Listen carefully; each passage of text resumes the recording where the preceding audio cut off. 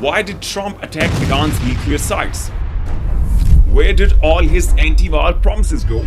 Great nations do not fight endless wars. Was America deceived by Israel into Iran-Israel war? Does the Jews possess Trump's private videos? What's in the Epstein files and why is Trump scared of them?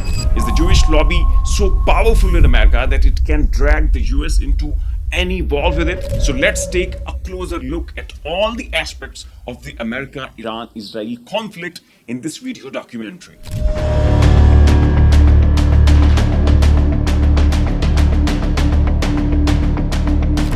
Trump is in fact an anti-war figure. He has always spoken about ending wars. He will start a war. I'm not going to start a war. I'm going to stop wars. But under Israel's influence, he found himself playing a dangerous game with Iran. He covertly informed Iran that a minor attack was coming and that their nuclear program wouldn't be harmed. He asked for a little face-saving gesture in return. Iran in turn was expected to respond, and then both sides would step back and call it off. That's exactly what happened. But he wanted business. He was unconventional. He was against the establishment. He promised to halt the deep state's foreign bullying and focus on America itself. Great nations do not fight endless wars. That was the only reason he stood a chance to become president again. In his first term, Trump had ordered an immediate withdrawal of US troops from Syria and Afghanistan. If he hadn't, American forces would still be present there on a broad scale. Trump always advocated containing China by aligning with Russia. He repeatedly said that the real threat isn't Russia but China. He had always opposed war with Iran in the past. He also tried to stop the Gaza war and the Ukraine war. He humiliated Zelensky in the Oval Office to force a ceasefire, but Putin didn't agree, and in Gaza, the powerful Zionist lobby in America prevented any halt to the war. Eventually, Trump attacked Iran's nuclear sites. In response, Iran targeted his bases. Just days ago, Elon Musk tweeted that Trump is named in the Epstein file. It is said that the Zionist Jews possesses private videos of US politicians with underage girls. These videos were allegedly filmed by Mossad. There was a full-fledged plan to lure American politicians using underage American girls taken to the Faroe Islands. The scheme happened in phases and nearly all top US politicians fell into the honey trap. The central figure behind this Israeli operation was Jeffrey Epstein. Could you please give us your name? Jeffrey Epstein. Epstein posed as a major businessman and built ties with US politicians. He gave them private jets, took them to the islands, and provided them with underage girls while everything was being secretly filmed. Later, he was arrested and mysteriously died in a jail. After his death, the case was abruptly shut and never reopened. The matter disappeared from the public discourse. Videos of a younger Trump dancing with Epstein and teenage girls are still online. Trump has also been proven to have paid large sums of money, allegedly from campaign funds, to silence women he had affairs with. That's why many now believe Trump is being blackmailed because of such videos. That's possibly why he was forced into a war with Iran, something that clearly does not serve American interest. All major American foreign policy experts have called this war a death sentence for the US.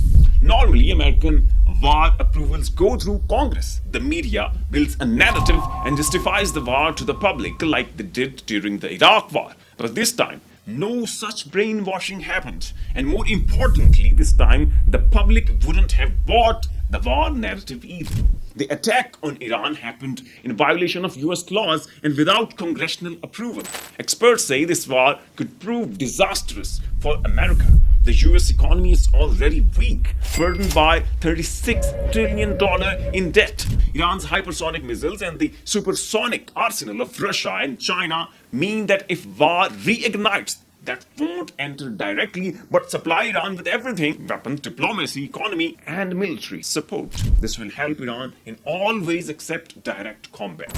Iranian hypersonic missiles could hit American cities. Iran controls the Strait of Hormuz, the passage for global oil and gas. Iran could trigger an energy crisis that would hit the US economy the hardest. This war could end US influence in the Middle East. America has no effective air defense system deployed in the region, nor does it have enough air defenses to stop Iranian missile barrages. The US wants to remain in these seas and shores to counter China, but a war with Iran would make that nearly impossible. American citizens already harbor resentment toward Israel for the genocide in Gaza. For 2 years, they witnessed brutal bloodshed. The disturbing images flooded social media and anti-Israel sentiments grew. That's why for 2 years, the US and Europe saw constant protest in support of Palestine. So Americans don't support war against Iran. Inflation is already high in the US and the economy is in disarray. The $36 trillion debt is expected to hit $40 trillion in the next 5 years. Americans don't want to be dragged in another war, especially as the US currently pays 1.5 trillion annually just in interest. Past involvement in Middle East wars has already left the public with guilt and regret. If this war drags on, people will take to the streets like during the Vietnam War, and the longer the war, the worse it will be for the US and Israel. America's allies in the Arab world, ports, assets, infrastructure, will also be endangered. The attack on Iran's nuclear site has united even Iran's liberal population. Even unveiled Iranian women are now appealing to the supreme leader to make Iran a nuclear power. Iran is a sovereign nation. Its nature is not to surrender. The way the US has humiliated Iranians globally, the genocide in Gaza, and Americans' backing of Israel, all combined with past US interventions in Iraq, in Syria, and in Libya, what makes America think Iranians will abandon their revolution or turn against their own state? That is a massive miscalculation. If the war between Iran and the US reignites and spreads, it could become a long, drawn-out historic conflict. It may end the same way World War II ended, Britain's dominance, and the Afghan jihad collapsed the Soviet Union. Both Britain and the USSR went bankrupt. Britain after World War II and the Soviets after the Afghan War. After the Iran-US war, America's status on the global stage would be reduced to that of a regular developed country scrambling to rebuild its shattered war economy. The US would lose its edge. As for Iran, it would be set back 40 to 50 years, but it would take the US down with it. China and Russia would fully support Iran indirectly to bring down American power. The support would be massive, but still indirect. If China or Russia intervened directly, it would become World War III. Also, if there's even a hint of a nuclear strike on Iran, Iran might conduct a nuclear test using borrowed technology. That possibly can't be ruled out. Pakistan also can't afford to lose Iran to American control. But it also can't afford direct confrontation with the US, playing a double game. Publicly with the US, but covertly with Iran. CPEC, the Belt and Road Initiative, Balochistan, maritime routes, all of these are shared interests between China and Pakistan.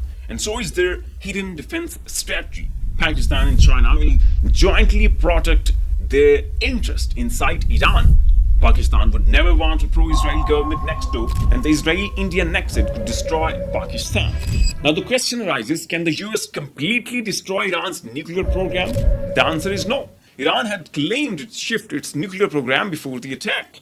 The claim is false. A nuclear program is not a small project or a suitcase to simply relocate. It's an empire, ecosystem, thousands of centrifuges, miles of piping systems working at precise temperatures and pressure, specialized electricity.